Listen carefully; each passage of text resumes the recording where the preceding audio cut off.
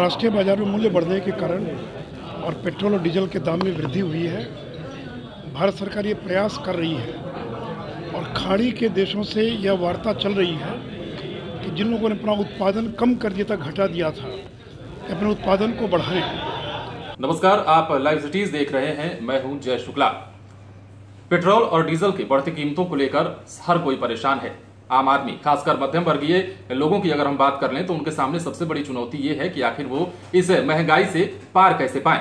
इस पर विपक्ष भी सरकार पर पूरी तरह से हमलावर है। तो खासकर अगर हम बिहार की बात कर लेते हैं तो यहां भी नेता प्रतिपक्ष तेजस्वी यादव लगातार सरकार पर हमले बोल रहे हैं, न सिर्फ राज्य सरकार पर बल्कि केंद्र सरकार पर भी। अब ऐसे में राज्यसभा सांसद सुशील मोदी ने भी अपना बयान दिया है, अपनी प्रतिक्रिया दी है और पेट्रोल और डीजल के महंगे होने के पीछे क्या कारण बता रहे हैं और इसके निराकरण के लिए क्या कुछ कह रहे हैं। पहले आप वो सुन लीजिए। देखिए, अंतर्राष्ट्रीय बाजार में तेलों के मूल्य में भारी वृद्धि हुई है, जहां से 3 माह पूरे $20 प्रति बैरल उसकी कीमत ही बढ़कर $62 प्रति बैरल हो गई है। तो अंतर्राष्ट्रीय बाजार में मूल्य बढ़ने के कारण और पेट्रोल और डीजल के दाम में वृद्धि हुई है।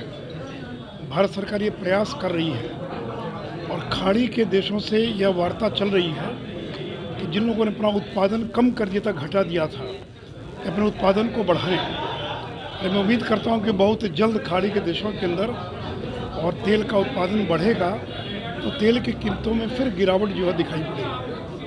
बिहार में भी बजट पेश होना है सोमवार को, क्योंकि अब इस बार आप नहीं है बजट पेश करने के लिए, क्या रहेगा खास बिहार के लिए कुछ? देखिए, मुख्यमंत्री नीतीश कुमार के नेतृत्व में सरकार चल रही है और मुझे पूरी उम्मीद है कि बहुत बेहतरीन बजट जो आम जनता को राहत देने वाला होगा और जो बिहार के विकास के लिए मील का पत्थर साबित होगा, इस प्रकार का बजट बिहार के अंदर पेश होगा।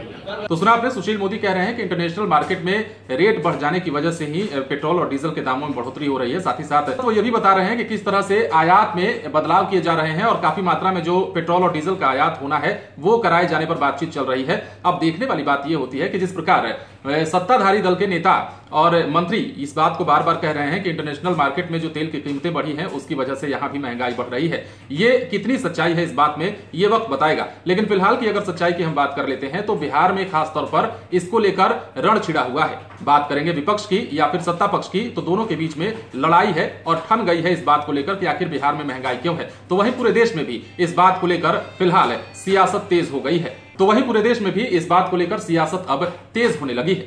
आप बने रहें लाइव सिटीज के साथ, तमाम खबरें आपको देंगे, लेकिन उसके लिए हमारे चैनल को सब्सक्राइब करें। अगर आप ये वीडियो फेसबुक पर देख रहे हैं तो पेज को लाइक करें, इसके अलावा ट्विटर पर जरूर फॉलो करें। धन्यवाद।